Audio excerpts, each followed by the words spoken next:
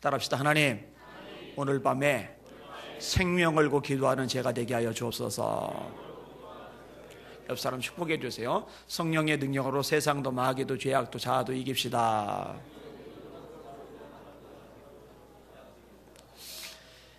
힘이라는 게 있어야죠. 힘이라는 게. 자, 누가 물에 빠졌어요. 빠진 사람을 이제 잡고서 확 끄집어내야 되는데, 효원이 같은 애가 이제 빠졌는데 제가 딱 자꾸 잡아당기면은 애 건져낼 수 있어요. 근데 이제 제시니 같은 친구가 빠졌는데 효원이가 건진다고 딱 잡아당기다가는 애가 같이 빠져요. 그죠? 힘이 있어야 누구나 건져낼 수가 있는 겁니다. 이건 꼭 물리적인 힘만을 말하는 건 아니에요. 그죠? 이제 수능을 이제 어제들 봤을 텐데 우리 고3들 많이 있었어요. 여기 지금 고3들 와 있는데 우리 격려의 박수 한번 해주시기 바랍니다. 공부를 하는 거, 이 지식, 이것도 이제 힘이잖아요. 그걸 이제 지력이라고 그러죠. 지력. 그죠? 반 아이가 한 40명이 있는데, 38등 하는 아이가 공부를 좀 잘하고 싶어서 한 2등이나 3등 또는 1등 하는 애들한테 가서 도움을 받으면 되는데, 38등 하는 아이가 40등 하는 애한테 도움 받으려고 그러면 도움이 안 돼요. 그죠? 힘이 있는 사람이 힘이 없는 사람을 돕는 거죠. 물질의 힘을 경제여야 하잖아요. 이것도 역시 마찬가지입니다. 빚이 많은 사람한테 가서 내가 지금 형편이 어려우니 이번에 사업에 좀 투자 좀 해달라고, 그건 아무짝에도 소용이 없어요. 뭔가 힘이 있는 사람에게 가서 이렇게 도와달라고, 그 사람한테 도와주고, 그러면 이제 힘이 생기는 거죠. 근데 사실 사람이 가진 힘들은요, 다 한계가 있습니다. 고갈이 돼요. 약점이 있어요. 그래서 사람이 가진 힘을 가지고서 성경은 이렇게 말합니다. 도울 힘이 없는 인생을 의지하지 말라. 도울 힘이 없는 인생. 도울 힘이 없는 인생. 그게 이제 사람의 모습이라는 거예요. 예레미야서에 보면 하나님께서 이런 말씀하십니다. 혈육으로 권력을 삼고 마음이 여호와에게서 떠난 사람은 저주받을 거다. 사막에 있는 떨기나무 같을 거다. 그런데 하나님을 의지해서 그 하나님 바라보는 사람은 마치 물가에 심겨진 나무와 같을 것이다. 그러니까 사람은 도울 힘이 없는 존재라고 규정을 하는 반면에 하나님은 도울 힘을 가진 존재라고 성경은 명백하게 규정을 해주고 있습니다. 시편 46편 1절에 이렇게 고백을 합니다. 하나님은 우리의 피난처시요 힘이시니 환난 중에 만날 큰 도움이시라. 그러므로 땅이 변하든지 산이 흔들려 바다 가운데 빠지든지 바닷물이 솟아나고 뛰놀든지 그것이 넘침으로 산이 흔들릴지라도 우리는 두려워하지 아니하리로다. 포항에 지진이 났잖아요. 그래서 많은 사람이 두려워 떨었잖아요. 여전히 제가 기사 봤을 때만 해도 48번이나 이어졌더라고요. 5.4에 5.4. 그러니까 멕시코 같은데, 캘리포니아 같은데 7점 몇 지진 났을 때 그거는 진짜 무서운 지진인 거죠. 5에서 6이면은 1차인 것 같은데 1차이가 아니라 그게 배예요. 배. 그러니까 한 단계 높아진 게 아니라 배로 세지는 거예요. 그리고 예를 들어서 6에서 7로 간다? 그러면은 그 6에 비해서 배로 더 세지는 거예요. 다 끝나는 거죠. 인간이 대단한 힘을 가진 것 같지만은요, 이 자연재해 앞에서요, 속수무책입니다. 근데 제가 조금 전에 읽은 구절에 보면은요, 땅이 변하든지 산이 흔들려 바다 가운데 빠지든지, 여러분, 산이 흔들려 바다 가운데 빠질 정도의 자연재해면은요, 이거는 손쓰기 힘든 겁니다. 그죠? 바닷물이 솟아나고 뛰놀든지, 헤일 같은 거 염두에 보세요. 유튜브에 들어가셔서 헤일 한번 쳐보시면 돼요. 쓰나미 한번 쳐보시면 돼요. 일본의 쓰나미가 일어났을 때 그 영상 누군가가 촬영한 거를 제가 봤는데요. 대형 선박, 대형 건물, 버스, 다 의미 없어요. 다 떠내려가고 자빠지고 박살나고. 바닷물이 솟아나고 뛰놀든지 그것이 넘침으로 산이 흔들릴지라도, 바닷물이 넘치는데 얼마나 세게 넘치느냐, 산이 흔들릴 만큼 어마어마한 쓰나미죠. 그런데 그렇게 흔들지라도 우리는 두려워하지 아니로다. 왜냐? 앞부분에 나왔죠. 하나님은 나의 힘이시니. 하나님이 힘이시기 때문에. 야곱의 하나님을 자기의 도움으로 삼으며 여호와 자기 하나님에게 자기의 소망을 두는 자는 복이 있도다. 시편 146편 5절 말씀. 하나님은요, 이렇게 하나님이 힘이 되심을 알고 그 하나님께 힘을 받으려고 하나님을 바라보는 사람에게 새 힘을 주세요. 그게 이사야 40장 말씀이에요. 너는 알지 못하였느냐, 듣지 못하였느냐.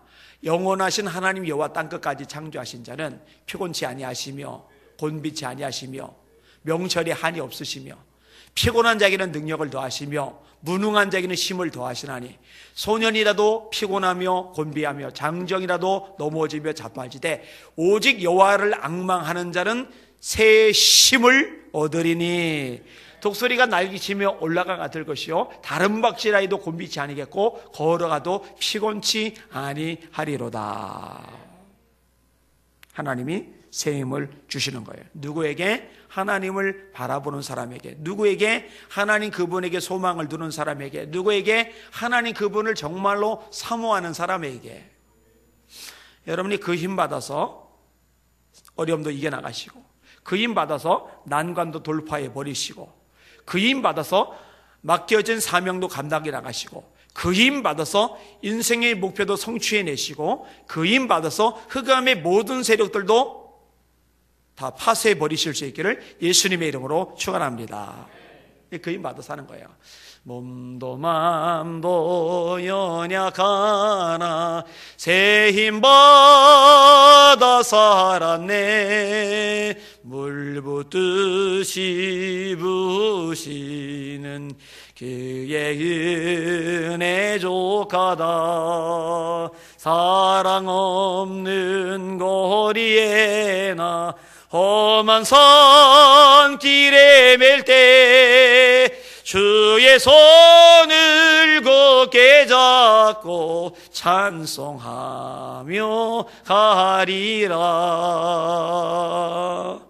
몸도 연약하지만 마음도 연약하지만 하나님 주시는 새 힘 받아서 하루하루 사는 거잖아요. 그게 그리스도인이죠. 그게 저와 여러분이죠. 오늘 설교 제목 따라합시다. 하나님을 사모하면 살 길이 열린다. 한 번 더. 하나님을 사모하면 살 길이 열린다. 자, 오늘 말씀 전에 앞부분을 좀 다룰 필요가 있는데 제가 좀 읽어 드릴게요. 나라가 정말 어려운 상황에 빠졌어요. 첫째 이유는 엉터리 지도자들 때문인데, 엘리의 아들들은 행실이 나빠 여호와를 알지 못하더라. 그 제사장들이 백성에게 행하는 관습은 이러하니 곧 어떤 사람이 제사를 드리고 그 고기를 삶을 때에 제사장의 사원이 손에 3살 갈고리를 가지고 와서 그것으로 남비에나 소태나 큰 소태나 가마에 찔러로 갈고리에 걸려 나오는 것은 제사장이 자기 것으로 가지되 실로에서 그곳에 온 모든 이스라엘 사람에게 이같이 할 뿐 아니라 기름을 태우기 전에도 제사장의 사원이 와서 제사 드리는 사람에게 이르기를 제사장에게 구워드릴 고기를 내라. 그가 네게 삶은 고기를 원하지 아니하고 날 것을 원하신다 하다가 그 사람이 이르기를 반드시 먼저 기름을 태운 후에 하나님께 드리는 걸 말하는 거예요. 그 후에 네 마음에 원하는 대로 가지라 하면 그가 말하기를 아니라 지금 내라. 그렇지 아니하면 내가 억지로 빼앗으리라 하였으니 이 소년들의 죄가 여호와 앞에 심히 크면 그들이 여호와의 제사를 멸시함이었더라. 이 당시에는 이제 왕이 있기 전입니다. 그러니까 사사들이나 제사장들이 통치자로서 리더 역할을 하는 거예요. 근데 엘리의 두 아들이 제사장들인데 이 제사장들이 하나님께 드리는 예배를 자기들 발로 짓밟아 버리고 있는 거예요. 이게 지금 이스라엘이 처한 상황입니다. 게다가 도덕적으로도 아주 부패해요. 엘리가 매우 늙었더니 그의 아들들이 온 이스라엘에게 행한 모든 일과 회막문에서 수종드는 여인들과 동침하였음을 듣고 그들에게 이르되 너희가 어찌하여 이런 일을 하느냐. 내가 너희의 악행을 이 모든 백성에게서 듣노라. 내 아들들아 그리하지 말라. 내게 들리는 소문이 좋지 아니하니라. 너희가 여호와의 백성으로 범죄하게 하는도다. 사람이 사람에게 범죄하면 하나님이 심판하시려니와 만일 사람이 여호와께 범죄하면 누가 그를 위하여 간구하겠느냐 하되 그들이 자기 아버지의 말을 듣지 아니하였으니 이는 여호와께서 그들을 죽이기로 뜻하셨음이더라. 사람이요 잘못을 지적받을 때 이 지적해주는 소리에 귀를 기울이고 행동을 돌이키는 그거는 가능성이 있는 거예요. 근데 아버지가 제대로 아들들에게 지적을 해주는데 이 아들들이 돌이키질 않아요. 근데 돌이키지 않도록 하나님이 그 마음을 더 굳어지게 만드신 거예요. 왜냐하면 죽이려고 이미 마음을 먹으셨거든요. 그래서 하나님이 내리시는 심판 중에 진짜 무서운 심판이 있는데요, 병드는 심판이 아니에요. 홍수 나고 태풍 나고 그런 심판을 말하는 게 아니에요. 재산이 다 날아가고 그런 심판이 아니에요.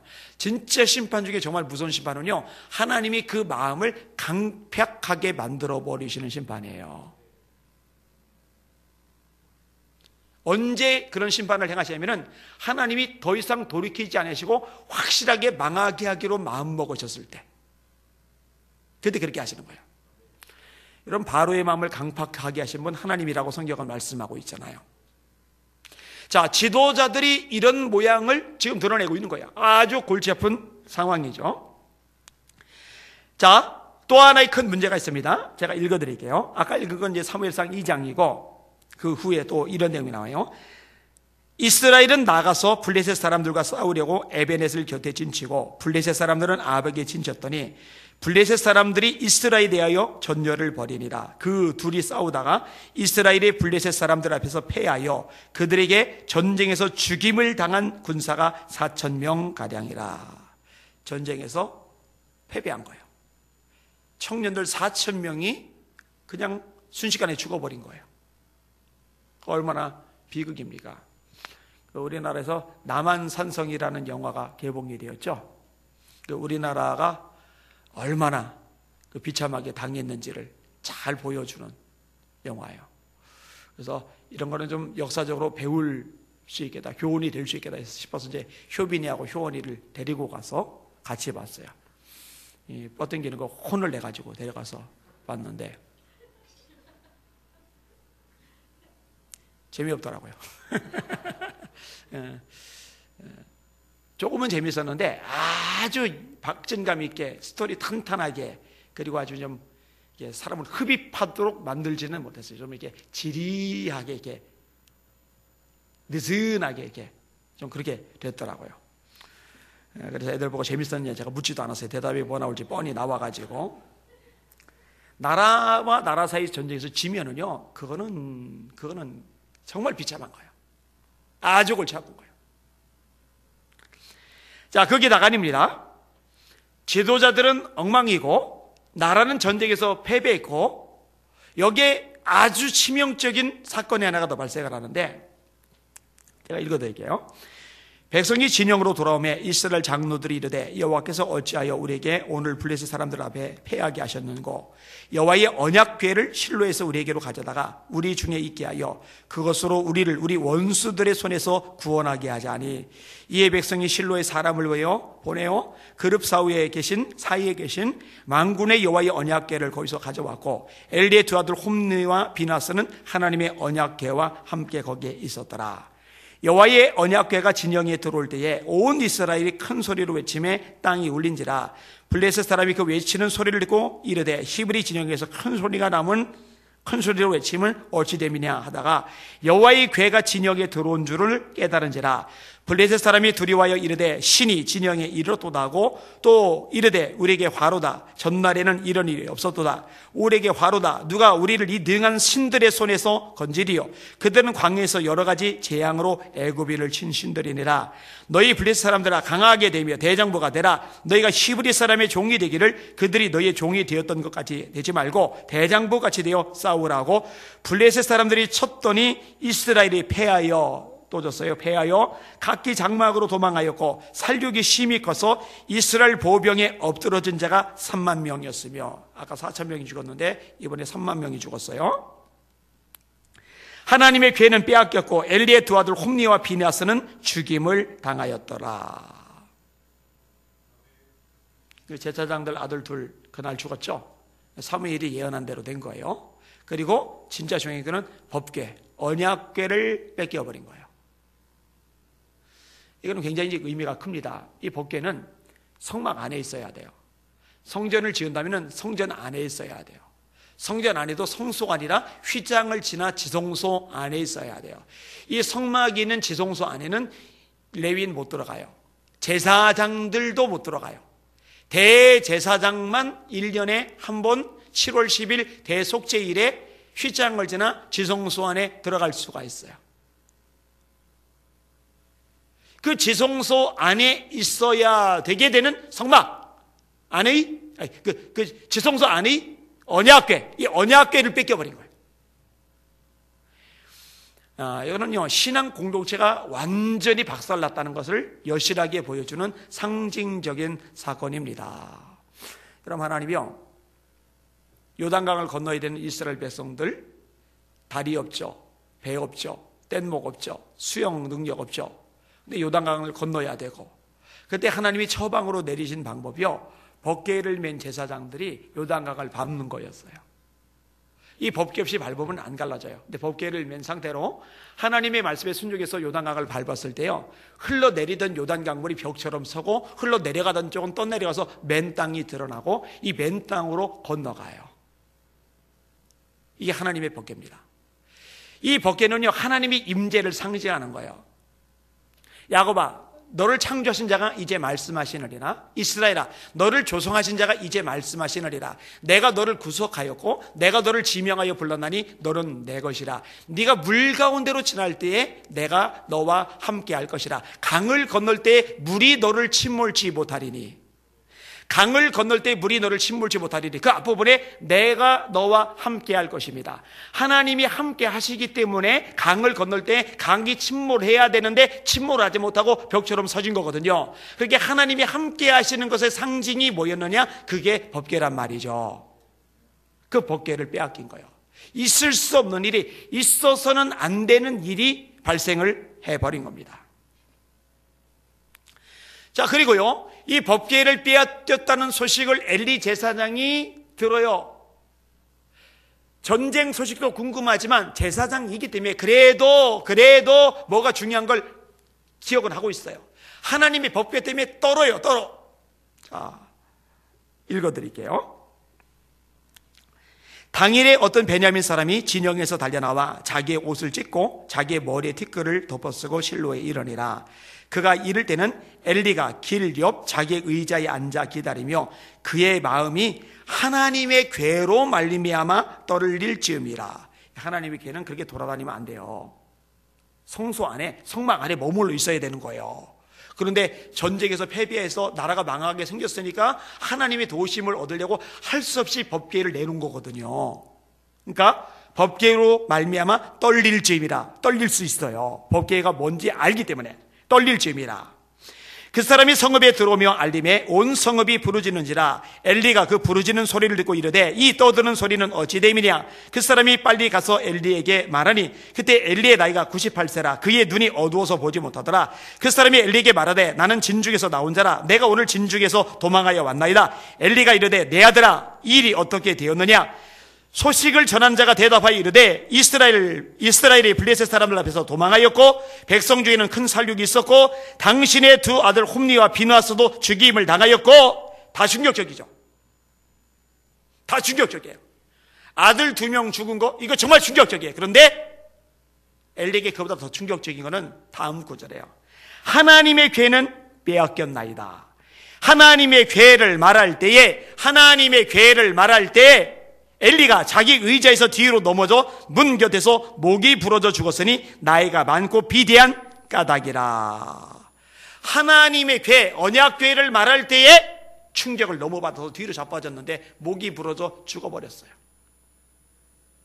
사무엘의 예언대로 된 거죠. 여러분, 엘리 집안의 멸망, 엘리 집안의 비참함은요, 요 정도로만 끝나지를 않아요. 맞아? 한 구절 읽어드릴게요. 그의 며느리, 엘리의 며느리예요. 엘리의 며느리인 비나스의 아내가 임신하여 해산 때가 가까웠더니 하나님의 궤를 빼앗긴 것과 그의 시아버지와 남편이 죽은 소식을 듣고, 지금 아기를 낳는 중인데 아기를 낳는 중에 아버지가, 남편이 죽었고 하나님의 법궤 빼앗겼다는 소식을 들어버린 거예요. 여러분, 세상에 이익이 처참한 게 어디 있어요? 그의 시아버지와 남편이 죽은 소식을 듣고 갑자기 아파서 몸을 굽으려 해산하고 죽어갈 때에 곁에 서 있던 여인들이 그에게 이르되 두려워하지 말라 네가 아들을 낳았다 하되 그가 대답하지도 아니하며 관념하지도 아니하고 이르기를 영광이 이스라엘에서 떠났다 하고 아이 이름을 이가봇이라 했으니 하나님의 괴가 빼앗겼고 그의 시아버지와 남편이 죽었기 때문이며 또 이르기를 하나님의 괴를 빼앗겼으므로 영광이 이스라엘에서 떠났다 하였더라. 이가봇이라는 아이는 참 불행한 아이예요. 이름이 안 좋아요. 이름이 하나님의 영광이 떠났다는 의미거든요. 아들이 태어났는데 엄마가 태어난 아들한테 관심이 없어요. 관심이 없었다고 돼 있죠. 너 아들 낳았다 두려워하지 마 그러는데 관심을 안 기울여요. 대답하지도 아니하며 관념하지도 아니하고 그리고 엄마도 죽어요. 이게 이제 이 당시 전 이스라엘의 상황입니다. 암담하죠. 제가 볼 때는 지금 우리 대한민국이 아무리 힘들고 처지가 아무리 어렵고 안 좋다 치더라도 사실은 제가 지금 열관 이 정도까지는 아닌 것 같아요. 그죠? 그러니까 경제적으로 완전히 망가졌고 정치적으로 완전히 망가졌고 종교적으로 완전히 망가졌고 도덕적으로 완전히 망가졌고 도대체가 이거 뭐 멀쩡한 구석이 하나도 없는 총체적인 위기 속에 빠져 있는 상황. 그런 상황이에요. 근데 여러분 여기서 소망이 나와요. 소망이. 그게 뭐냐면요. 이렇게 절망적인 상황에서 백성들의 마음이 선 잡동사니로 이렇게 흩어져 버렸다면 그냥 이대로 나라는 망해버릴 수 있을 텐데 다행스럽게도요. 백성들의 마음이 하나님을 사모하기 시작한다는 거예요. 이게 가능성. 자, 일단 법궤를 빼앗긴 것 자체 이스라엘 백성들이 범죄하였기 때문에 하나님이 돕지 않아요. 하나님이 돕지 않으니까 이길 수 없어요. 이길 수 없으니까 죽었고 법궤도 빼앗긴 거예요. 그런데 하나님이 힘이 없어서 그런 건 아니거든요. 적어도 그것만큼은 하나님이 드러내실 필요가 있어요. 그래서 블레셋 땅 가운데 하나님의 하나님 되심을 하나님이 드러내십니다. 이스라엘 백성들이 전혀 개입되지 않은 상태 속에서 하나님이 직접 블레셋 사람들을 손대시는 거예요. 거기 이제 제가 좀 전에 인용한 것들 그 뒷부분에 나오는 내용들인데 이 블레셋 사람들이 신이 난 거예요. 야, 우리 신 다곤 짱, 우리 신 다곤 최고, 우리 신 다곤이 이스라엘 신을 이겼다. 그 당시 전쟁은 그런 개념이 있거든요. 그래 놓고는요, 자기 신 다곤의 신당 안에 하나님의 언약궤도 같이 갖다 놓은 거예요. 이게 다신론적인 사고를 가지고 있기 때문에 가능한 겁니다. 한 신의 도움이 아니라 두 신의 도움을 같이 받겠다 이거죠. 근데 다음날 신당에 들어가 봤더니 자기들의 숭배하는 존경하는 다곤 신님께서 하나님의 법궤 앞에서 이렇게 엎드려서 절하는 형태로 자빠져 있는 거예요. 그래서 망측하니까 얼른 이렇게 세워놨어요. 우리 신께서 피곤하신가 왜 누워 계시나 그만 주무시고 일어나세요 하고 자기 신을 세워드렸어요. 이렇게 다시 일어나셔서 우리를 보살펴 주셔야죠. 세워드렸어요. 다음날 이 다곤 신이 또다시 이렇게 엎드려져 있는데 이번에는 팔 댕강, 다리 댕강, 그리고 머리도 댕강, 그리고 머리는 떼굴떼굴 굴러서 안쪽에 신상이 있던 쪽에 있는 게 아니라 떼굴떼굴 굴러서 문지방에 딱 걸쳐져 있는 거예요. 이게. 그럼 감을 잡아야지. 우리 신이 하나님의 법궤 앞에서 견뎌내지를 못하는구나. 여러분 어디 하나님의 임재를 상징하는 여호와의 법궤 앞에서 신상 따위가 감히 뻣뻣하게 고개 들고 있을 수가 있어요. 꼬꾸라지는 게 정상이죠. 그리고 하나님이 재앙을 내리기 시작을 하는데요. 하나님의 법궤가 아스돗 지역에 있었거든요. 하나님이 아스돗에 있는 사람들에게 종기를 나게 하는데 그 종기가 양성 종기가 아니라 악성 종기인 거예요. 수습이 안 돼요. 종기가 나자마자 이게 악화가 되면서 픽픽 쓰러지고 죽어 넘어가는 거예요. 의사들이 손을 못 쓰는 거예요. 그러니까 다음에는 이것을 또 다른 데로 보내요.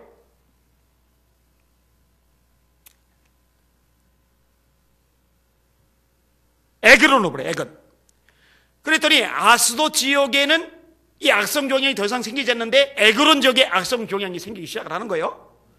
그래서 야, 안 된다네. 거기 또 다른 데로 보내자. 그래서 이번에는 가드로 보내려고 하는데 가드 사람들이 이미 자기네 나라에 어떤 큰 일이 생기는지 정보를 들었거든요.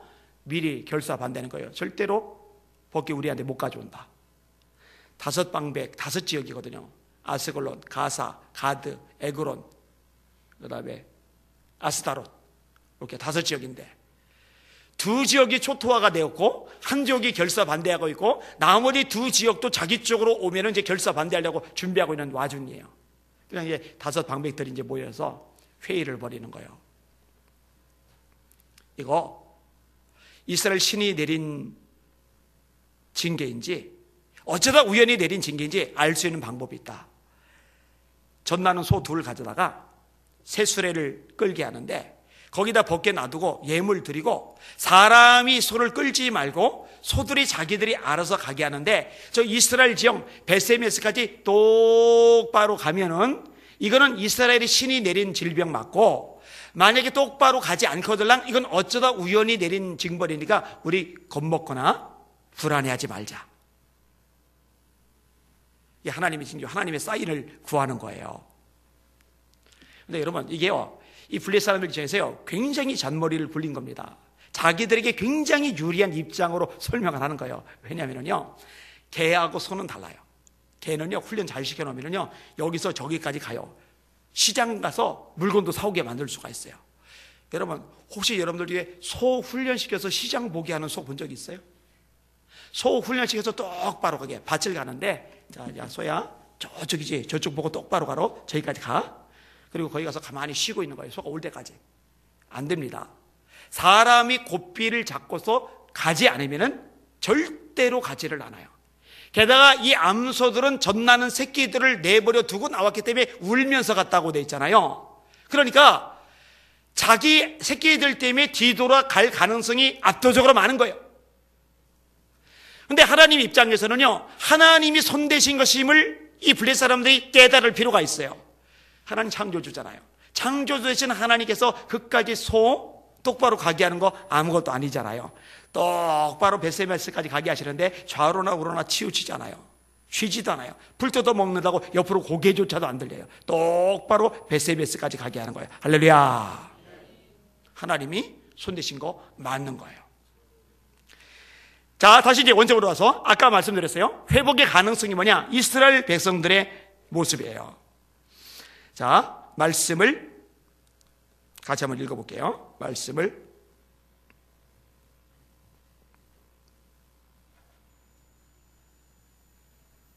1절과 2절 말씀, 1절과 2절 말씀 같이 읽겠습니다. 시작. 기럇 여아림 사람들이 와서 여호와의 궤를 옮겨 산에 사는 아비나답의 집에 들여놓고 그의 아들 엘라사를 거룩하게 구별하여 여호와의 궤를 지키게 하였더니 궤가 기럇 여아림에 들어간 날부터 20년 동안 오래 있은지라 이스라엘 온 족속이 여호와를 사모하니라. 그래서 참 주목할 구절이 있는데 이스라엘 온 족속, 일부 몇 사람이 아니라 하나님의 백성들 전체가 하나님을 사모하니라. 이런 법궤가 들어왔지만 하나님의 하나님 되심을 하나님이 블레셋 지경에 친히 드러내셨지만 그럼에도 불구하고 하나님의 백성의 마음속에 하나님을 사모하는 마음이 없으면요 아무런 유익이 없어요. 아무런 유익이 없어요. 여러분 종교개혁 500주년을 맞이해서 지금 막 큰 행사들이 교회에서 벌어지고 있잖아요. 이 종교개혁을 일으켰던 중심인물이 칼빈이나 마틴 루터 같은 인물이 있잖아요. 근데 이 종교개혁의 3대 모토가 있어요. 솔라 피데, 솔라 그라티아, 솔라 스크립투라라는 건데 풀었으면은 솔라 피데 오직 믿음으로, 솔라 그라티아 오직 은혜로, 솔라 스크립투라 오직 성서로. 자, 뒤에 거는 여러분이 기억을 하세요. 오직 믿음으로, 오직 은혜로, 오직 성서로. 그 이전에 카톨릭이 모든 걸 지배할 때 그때는요 성경이요 일반 성도들에게 주어지질 않았어요. 신부들이 무엇으로 예배를 드리는지 아세요? 라틴어 성경, 불가타 성경이라고 그러죠. 제롬이 번역한 성경이에요. 원래 구약은 히브리어로 주로 되어 있고 신약은 시라보로 주로 되어 있어요. 이것을 제롬이 라틴어로 번역했고 이걸 불가타 성경이라고 그러는데 카톨릭에서는 이 성경을 굉장히 중요시 여깁니다. 그러니까 라틴어로 낭송을 해줘요. 따라서 일반 성도들은요, 예배를 드리러 가도 미사를 드리러 가도요, 도대체 무슨 얘기인지 알 길이 없어요. 알 길이. 여러분, 독일이 지금 이제 기독교 국가라고 말할 수 없음에도 불구하고 왜 마틴 루터에 대해서만은 그렇게 최고의 영광과 존귀를 표하느냐 이유가 있는데, 독일은 원래 제후들 국가예요. 강력한 왕정 국가가 아니었어요.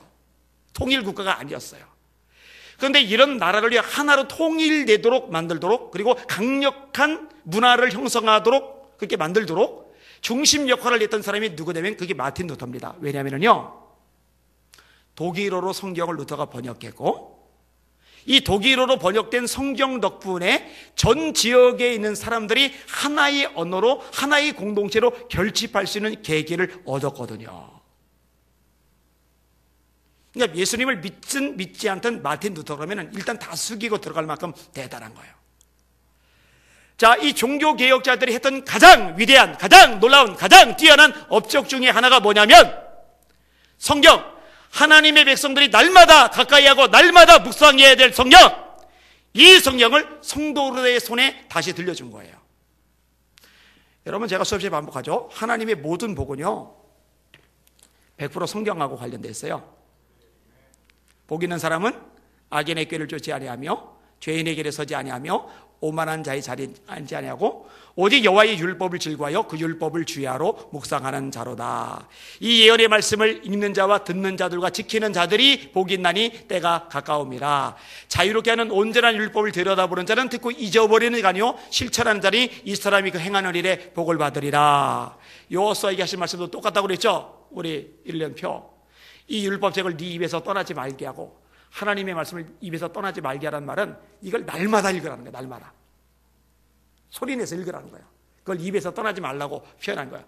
이 율법책을 네 입에서 떠나지 말게 하고 주야로 그것을 묵상하여 밤낮으로 그것을 묵상하여 그 가운데 기록한 대로 다 지켜 행하라. 그리하면 네 길이 평탄하게 될 것이라. 네가 형통하리라. 인생 힘들어요, 고달퍼요, 지쳐요, 길이 너무 험해요. 근데 이 험한 길, 고달픈 길을 평탄하게 만들 수 있는 방법이 뭐냐? 말씀을 주야로 묵상하래요. 그럼 평탄하게 만들어 주겠대요. 형통하게 해 주겠대요. 답이 있어요. 답이 뻔해.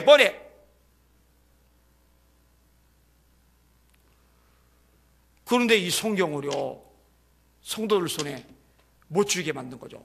이런 후스 같은 사람은요 성경을 번역했다는 이유로 화형 불에 태워 죽었죠. 가톨릭에 태워 죽였어요. 이런 거 가톨릭 신자들이 아나 모르겠어요. 끔찍한 일을 많이 벌였어요. 성경 손도 못 대겠어요. 왜냐면 이걸 손 대면은 더 이상 교황 말 안 듣거든요. 인폴로빌러티, 가톨릭의 핵심 교리 중에 하나인데, 교황 무오설, 교황이 교황의 자리에서 뭔가 발언을 할 때 여기는 오류가 없다. 여러분, 오류가 없는 것은 하나님의 말씀이 성경 외에는 없습니다. 근데 성경을 알면은 무슨 말이에요? 교황 틀렸어 이렇게 나오잖아요. 마리아 승천, 여러분 가톨릭은 마리아가 승천했다고 그러죠. 여러분 마리아 승천 안 했습니다. 승천하시는 분은 예수님 뿐이에요. 가톨릭은 마리아가 원죄 없이 태어났다고 가르쳐요. 이거 공식 가르침이에요. 여러분 예수님 외에는 원죄 없이 태어난 존재 없어요. 하나님과 우리 사이 중보자가 마리아? 아니요. 하나님과 우리 사이 중보자는 예수 그리스도 한 분 외에는 없어요. 그러니까 예수님의 자리에 마리아가 올라가 있는 거예요. 자, 그런데 이렇게 종교개혁을 통해 성경이 우리에게 주어졌는데 이 말씀을 사모하는 마음이 없다면 의미가 없는 거죠. 자, 아까 법궤 얘기했는데 법궤가 돌아왔는데 정작 하나님을 사모하는 마음이 없다. 그러면 의미가 없는 거예요. 이 말씀 하나님의 임재죠. 이 말씀 자체가 하나님이에요. 태초에 말씀이 계시니라. 이 말씀이 하나님과 함께 계셨으니 이 말씀은 곧 하나님이시니라. 말씀이 육신이 되어 우리 가운데 거하심에 우리가 그 영광을 보니 아버지 독생자의 영광이요 의뢰와 진리가 충만하더라. 제가 여러분에게 예전에 자주 가르친 게 있어요. 따라합시다. 예수님은 말씀 본체이시다. 성경은 기록된 말씀이다. 설교는 선포되는 말씀이다. 성만찬은 보여지는 말씀이다. 하실 수 있겠어요? 해봅시다. 시작. 예수님은 말씀 본체이시다. 성경은 기록된 말씀이다. 설교는 선포되는 말씀이다. 성만찬은 보여지는 말씀이다. 기독교는 근본적으로 말씀의 종교거든요. 말씀에 하나님의 임재가 있는 것이거든요. 여러분, 하나님을 사모하실 수 있길 주님의 이름으로 축원합니다. 하나님을 사모하는 게 말씀을 사모하는 것하고 연결돼요. 근데 그게 복이라니까요. 살 길이 열리는 거라니까요. 복 받는 비결이라니까요. 형통의 길이라니까요. 깨달으시기를 주님의 이름으로 축원합니다. 참 다행이에요. 참 다행. 고난을 겪으면서 나라가 어수선해요. 힘들어요. 절망과 좌절, 아파, 탄식, 수많은 문제들이 닥쳤어요. 이런 것들 앞에서 야, 사람의 노력, 수단, 방법, 의지, 잔머리 의미가 없구나. 하나님만이 유일하시구나. 하나님을 사모하기 시작하는 거예요. 고난당한 것이 내게 유익이라. 이로 인하여 내가 주의 율례를 배우게 되었나이다. 고난당하기 전에는 내가 그릇 행하더니 이제는 주의 계명을 지키나이다. 그렇게 되는 거죠. 감사하게도요, 타이밍이 잘 맞아요. 이렇게 백성들의 마음이 하나님을 사모할 때 그때 혜성같이 등장해서 역할을 감당하는 인물이 사무엘이에요. 사무엘. 자, 사모하는 마음이 잔뜩 있는데, 목마른 마음이 잔뜩 있는데, 이때 또 이상한 지도자가 나타나가지고 엉뚱한 걸 가르쳐버리면 망가지잖아요. 여러분, 지금 우리나라 저 강원도 쪽에 중국의 전능신교 멤버들 900명 정도가 집단 생활하는 거 아세요? 오늘 저 신문에 났던데. 이 전능신교도 우리나라 하나님의 교회, 안상홍 증인이하고 비슷해요. 거기도 교주가 여자예요, 여자. 그래서 육신의 가족은 다 가짜다. 그러니까 모든 재산을 하나님께 바치고 함께 모여 공동생활 해야 된다. 근데 그게 하필 우리나라 강원도에 들어가 있어요. 다 죄다. 지금 900명 정도가. 정부 이거 뭐 하나 몰라요. 그거 다 추방하듯이 해야지. 정신 나갔어요. 자, 보세요. 거기 있는 사람들만큼 사모하는 마음이 큰 사람은 없어요. 그죠? 얼마나 그 갈급함이 커요. 그죠? 근데 문제는 지도자가 잘못 가르쳐 놓으니까. 여러분, 사모하는 마음에 엉뚱한 가르침이 들어가면은 정말 죽이는 독이 돼버려요.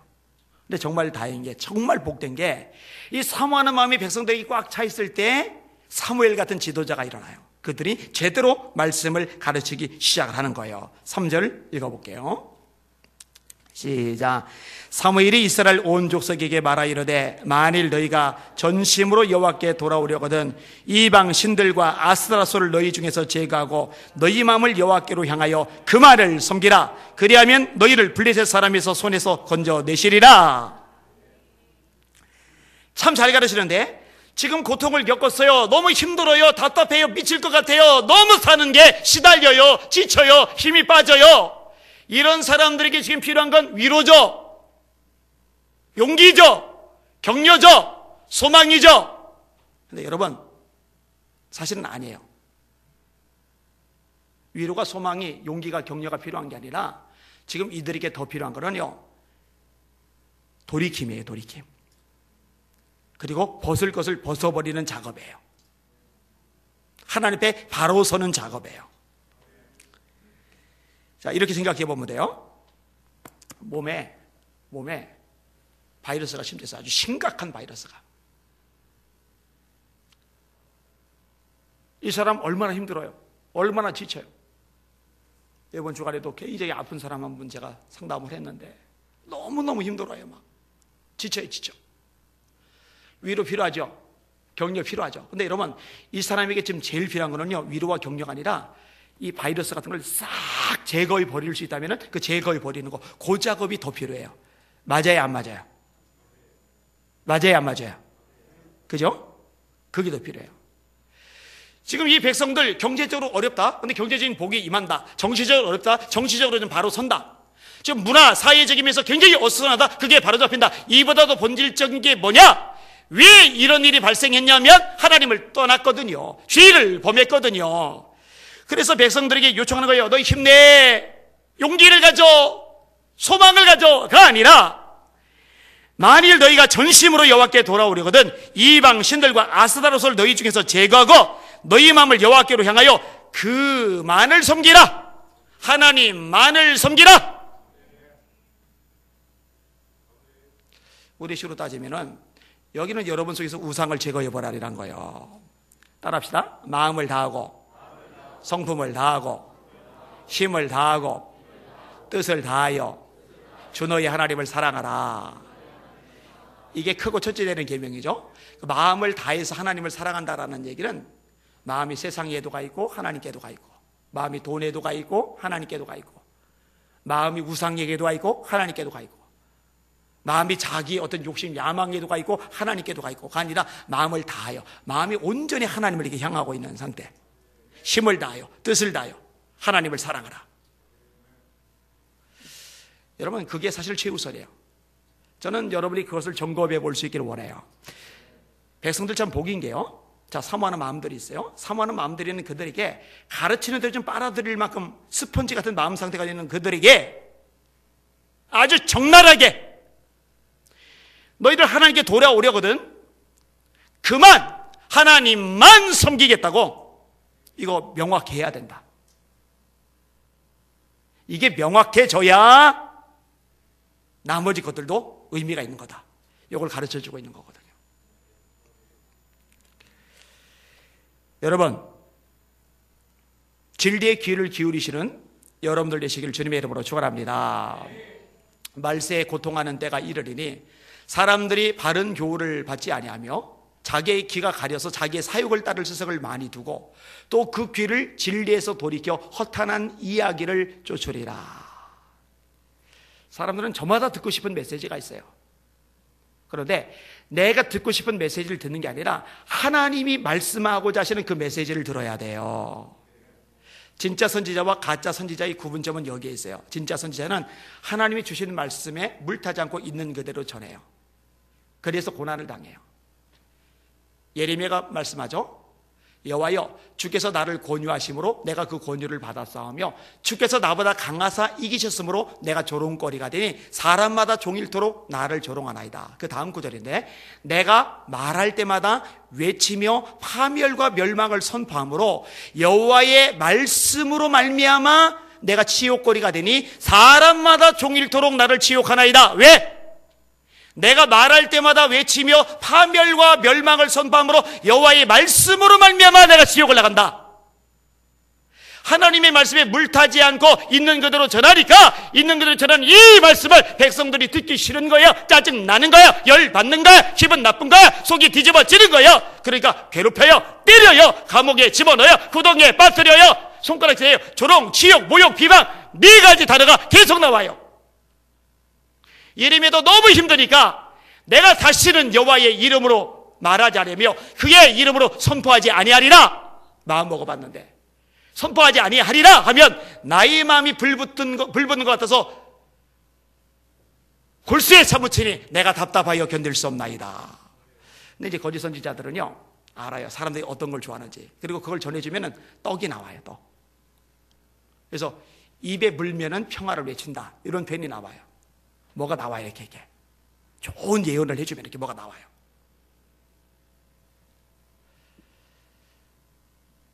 어찌 보면 옛날이나 지금이나 똑같은 것 같아요. 사모하는 마음에 올바른 가르침, 이 두 가지가 결합이 될 때, 그리고 올바른 가르침에 반응하고 거기에 순종하기 시작할 때, 거기서 비로소 살 길이 열려지는 거예요. 제가 얼마 전에도 얘기했죠. 웃기는 설교 너무 좋아하지 마시라고. 여러분은 성공학 들으러 여기 온 거 아니고 인간관계술, 처세술 들으려고 여기 온 것도 아니고, 그죠? 그런 건 세상 가서 막 들으세요. 열심히. 많아요. 여기 오신 이유는 딱 하나예요. 여러분은 생명의 말씀, 살아있는 하나님의 말씀을 듣기 위해서 여기 오신 거예요. 하나님의 말씀은 살았고 운동력이 있어 좌우의 날석 어떤 검보다 예리하여 혼과 영과 및 관절과 골수를 찔러 쪼개기까지 하며 또 마음의 생각과 뜻을 감찰하나니 지으신 것이 하나라도 그 앞에 드러나지 않음이었고 오직 만물이 우리를 상관하신 자의 눈앞에 벌거벗은 것 같이 드러나느니라. 말씀을 들으면서 찔림이 와야 돼요. 여러분, 베드로가 설교할 때 듣는 무리들이 마음이 찔리죠. 스테반이 설교할 때 듣는 무리들이 마음이 찔리죠. 찔려 두 번 다 찔려로 나와요.